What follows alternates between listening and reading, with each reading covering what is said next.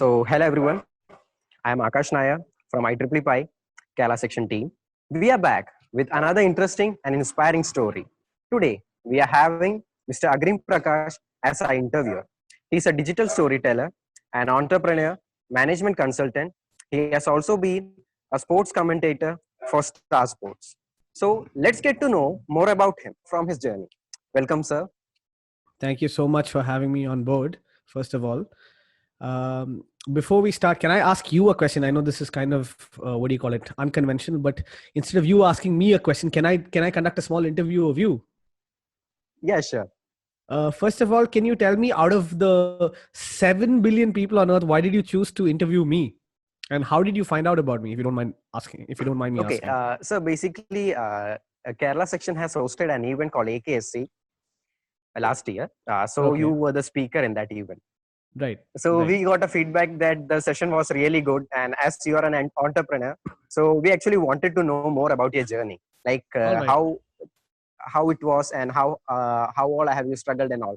So people who are much more interested to follow your same path or related to that streams, so it will be helpful for them as well. I'll tell you a little bit more about it later on during our conversation, but I wouldn't advise anyone following my path. Just to put it out there, I wouldn't advise anyone following my path. But you can at least learn from the stories you hear, right? So that's why we study history, and that's why we learn stories. So we learn those stories so that we don't make the same mistakes other people did. So hopefully, people will not make the same mistakes I did, and they can get wherever it is that they want to get. But I guess the story will be quite interesting as well. Hopefully, yes. Hopefully, it'll be interesting for both you and for me. I know it was for me, definitely. Yeah, perfectly. Okay. So my first question is, storyteller, entrepreneur, dreamer, management consultant, commentator, and the list goes on. A person with different dimensions. Was there any incident that made you strive to achieve all these? Actually, I think that's very, very generous of you to call me all of those things. Out of all the terms that you used, I think the best term that I would use to describe or define myself would be storyteller. And my passion is to tell stories. And to tell stories, you have to have good stories. And to have good stories, I believe it's all about having good life experiences. And that's about the only dimension, or the only facet that I strived to achieve in my life, right? That first happened inadvertently, that is by mistake. And later on, I guess, it just went on to be a part and parcel of my life. And I realized that, okay, there is a story to be told. There are dots that I can look back and connect. And if you ask me whether this was some sort of planned decision to become all of these things, I would say no. The simple answer is no. It was not a planned decision to become all of these things. Life presented me with different challenges, and I chose to rise up to those challenges. And each time I did, I think all of these things happened. I became an entrepreneur. I became a management consultant. I became a commentator, all of those things. Well, I guess that was quite interesting from your side. Okay, so I have next question for you. From dawn to dusk, from commentator to entrepreneur, how was the transition? Did they meet on a day, or was it your childhood dream that became true? Like I was saying, I don't think anyone grows up dreaming to become a management consultant. I don't think if you go and ask a 5-year-old child, hey, what do you want to become? They would not say, I want to be a management consultant. They'll not tell you they want to be an entrepreneur. In fact, I think it'll be difficult for most children below 5 to even pronounce that word. It's still difficult for me to pronounce that word, by the way. I think, like I said, it was a confluence of factors and a confluence of decisions, a confluence of challenges that led me to becoming all of these things. And there were several mistakes made along the way, and those mistakes maybe advertently or inadvertently led to some things going right for me. And with a lot of hard work and a lot of support from people that I loved, I think each of those things happened one by one. I think, like I said, first and foremost, I am a storyteller. And I think I'll start with a small story to explain to you how this happened. Would you like to hear it? Would you like to know what happened? Yeah, sure. Exactly? Why not? It will be really inspiring as well. Yeah. Right. So I had come to AKSC, right? I had come for AKSC, and I think it was one of the most, ironic moments of my life. Because I'm not sure if you're aware, but I also studied engineering. But unlike most of the people in an IEEE forum, I am not a complete engineer. I'm quarter the engineer I'll ever be. That's the best way of putting it. right? Okay. Because when I was about 18 years old, fresh out of high school, my parents wanted me to do engineering. And so I did not know anything. I did not know what a full wave rectifier was, what a half wave rectifier was. I didn't know anything. I didn't know what Fleming's left hand thumb rule or right hand rule, whatever. All those terms were just over my head. They were never of any interest to me. But clearly, you had two options when growing up. Like people of my age had two options at 18. You could either become a doctor or an engineer. And for some reason, my parents thought it would be a good idea for me to become an engineer. Okay. And so I went to an engineering college and I asked them, what is the easiest course that I can study? Unfortunately, the person sitting at the other end of the table was not very fluent in English. And what she heard was something else. And she responded, yes, ma, we have EC. You can take EC. So Okay. like that, I decided to study and become an electronics and communications engineer. And I failed miserably at it. At every step of the way, I failed miserably. In fact, out of the 4 years that I studied, I had 27 arrears. I had 27 supplementary papers that at the end of it, right? I studied engineering for 4 years, by the way, before dropping out. And during those 4 years, I learned two things. I learned that you have to learn to deal with your failures and you have to take responsibility for them.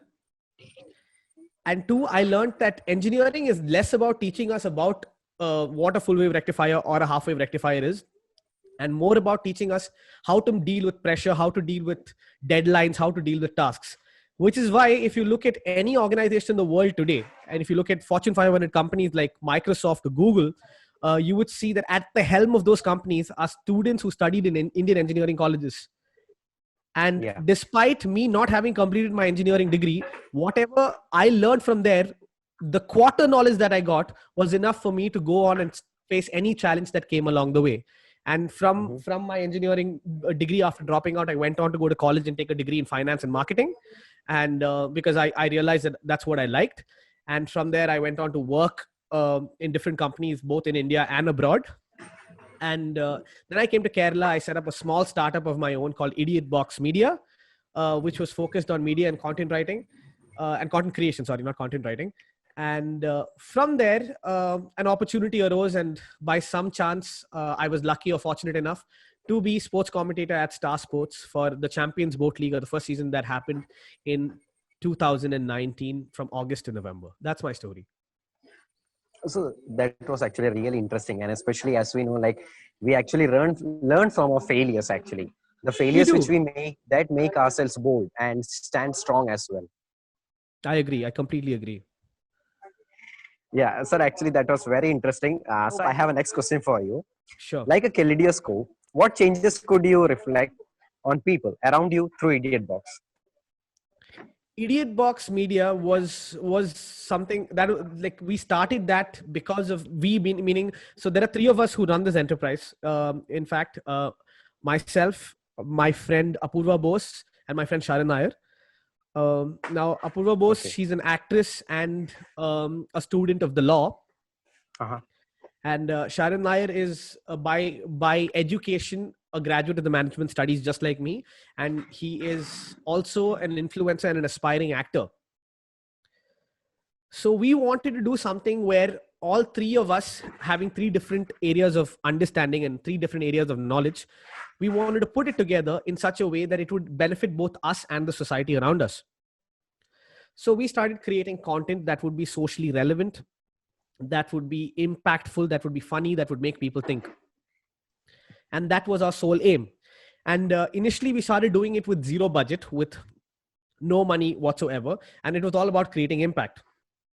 But then, like they say, it's one for the heart and one for the stomach. So you need a little bit of, money to eat some food.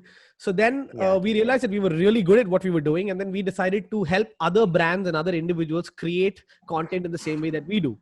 And we've had the fortune of partnering with some very interesting brands and some very interesting people till today, in helping them deliver their messages. So basically what we do is we help brands and people tell better stories. No, actually, that's really interesting, especially people from all the three different branches or communities. When they come together, surely we have something different idea. And that's actually really inspiring as well. Definitely. In fact, I think it's very, very important for people who are in the field of engineering to understand the importance of an interdisciplinary approach, right? When somebody is making Yeah. an electronic product, there are people who are going to be pressing buttons on it. So buttons are a mechanical component, and it's human beings who are touching or interacting with these things. So there is a human component to it. So there are so many different streams of engineering that have to come together, even in something as simple or rudimentary as product development in today's world, right? Nothing is Yeah. exclusive or mutually exclusive of each other. Everything comes together, right? It's all about coming together, in my opinion. Mhm. Yeah, that's actually very correct, I guess. Like, I also agree with that point as well. So Thank I you. have another question for you. Okay. To be a crowd puller and noted Yeah. among thousands, how do you develop yourself into such a stage? I wouldn't say I'm a crowd puller. It's not this face. I'm telling you right now. Okay. It's not like Okay. people see my face. Oh my God, what a cute looking guy. And they don't come running looking because I'm very good looking or very smart or very handsome. In fact, I'm not any of those things.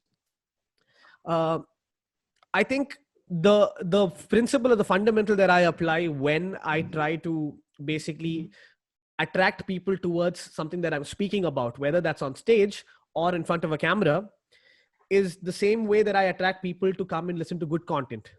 Your content can either be aspirational or it can be relatable. Yeah. So aspirational content, as the name suggests, is when you look at that content, when you look at somebody or when you look at a piece of content and you think, oh my God, I want to be like that. And relatable content is when you look at something and you say, oh, that's so me. Oh my God, what that guy is doing, I've been through that exactly. So all good content is either aspirational or relatable. So I think to be a crowd puller, you have to be a blend of both. You have to be aspirational. You have to be somebody who someone else wants to be, and you have to be someone who somebody used to be or somebody is. So being relatable and aspirational is how you draw crowds, in my opinion. No, actually, I do totally agree with your point. As you have mentioned, like, it's not actually our face that makes people, it's actually our words that inspires them to do Definitely. things that, yeah. Okay. So here I have another interesting question for you. Yeah. An era where depression takes away lives, where challenges are more favorableness. As a speaker and a budding entrepreneur, what advice can you give to the younger generation who are about to face a great challenge in their career in the make of this pandemic? Can I ask you a question? Yeah, sure. Have you ever given advice to anyone? Well, personally, I don't prefer giving advices But because, have you given, like, I forget preferring. Sometimes the situation demands us to give advice to somebody, right? You might have a younger yeah, I have. sibling, uh, I have given advices to my juniors as well. Yeah. juniors, and what advice did you give them? Okay. My advice was simple, actually, Yeah. to follow a path. Actually, like, listen to what you think. I mean, what you hear from your heart, what you feel that is right. Do it right away. Okay. Don't feel or don't think whether it will be right or wrong, because it's after your judgment what you will be facing afterwards. So make a correct decision before you do anything. Wonderful. That clearly points to me that you're a very instinctive person, and I think instinct is very important in today's day and age more than ever, right?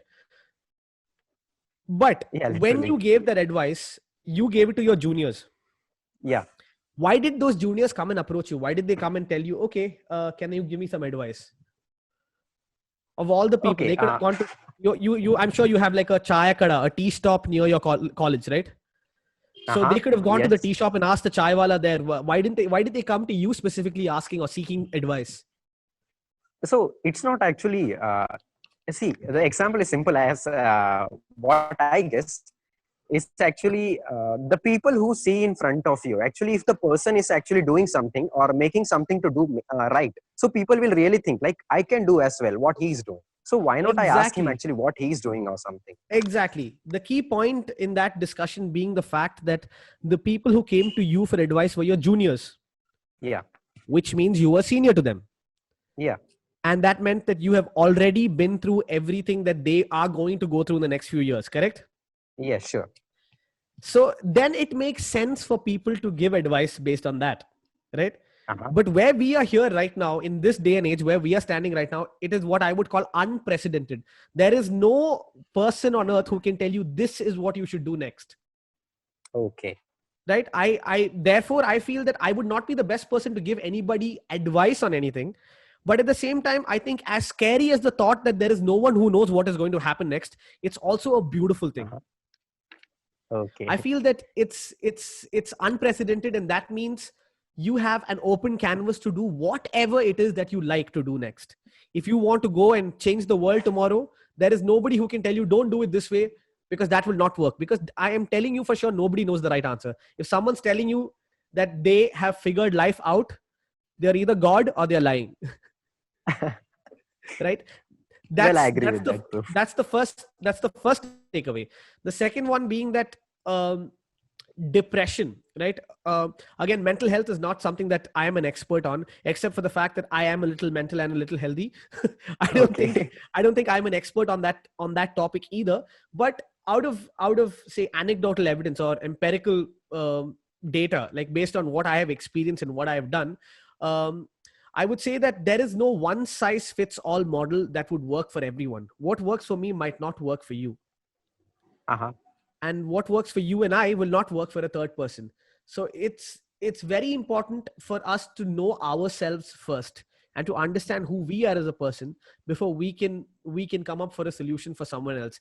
And at this point, I don't think I am at a position to tell anyone that this is what they should do or this is not what they should do. But despite this, if someone were to ask me what should I do right now, I would say the three most important things that a person can do would be: one, learn as much as possible. Learn from whatever source is available, and learning does not happen just within the confines of a classroom. It does not happen just in front of a computer. It can be learning how to deal with a problem in your house. It can be learning how to take public transport during COVID. It can be anything. So essentially anything that you learn from here on out will be set as the gold standard on how to do things for you and the world around you. Maybe by in that learning process you will learn something. Number two, listen. Listen to the people around you. Listen to what problems they are facing. Sometimes you will find people with the same problems as you. Sometimes you will find people for whom you can solve problems. And sometimes you will find people who have answers to your problems. So it's very, very important to listen. And three, lead. Since there is no precedence, there is no standard operating procedure, there is no rule book. Whatever you do will be done for the first time. You're going to be a pioneer. So if you're doing something, do it from the front. Lead. So my advice is learn, listen, and lead. Well, I guess that 3 points will really help everyone, like those who will be listening further videos. As you have mentioned, like it's okay that we learn a lot. We must learn. Actually, from there we get something new, and every day we learn something new, and that will help ourselves to grow more further. And apart I from agree. that, as you have mentioned, that listening is also one of an important process, and it's up to us which we must grab and which we must avoid, because Exactly. sometimes a point might be suitable for someone else but might be suitable for us. So that's actually True. relatable. Yeah. Okay. So I guess finally it's here an end for a discussion. So it was very nice to talking to you. So I guess for all those who are trying to follow a similar path out there, I hope these tips will be helpful for your successful journey. Thank you, sir, for being our interviewer. It was really great to have you as an interview as well. And I will also wish a good luck for your new entrepreneur startup, that's Outbox. Thank you, sir. Thank you so much, Akash. Thank you to Anaga and whoever else is there in the background that I cannot see. I wish I could see your faces. All the very best with whatever it is that you're doing, and continue to inspire people with your amazing content. God bless. Have a wonderful, wonderful day ahead. Thank you, sir. Thank you. Thanks a lot.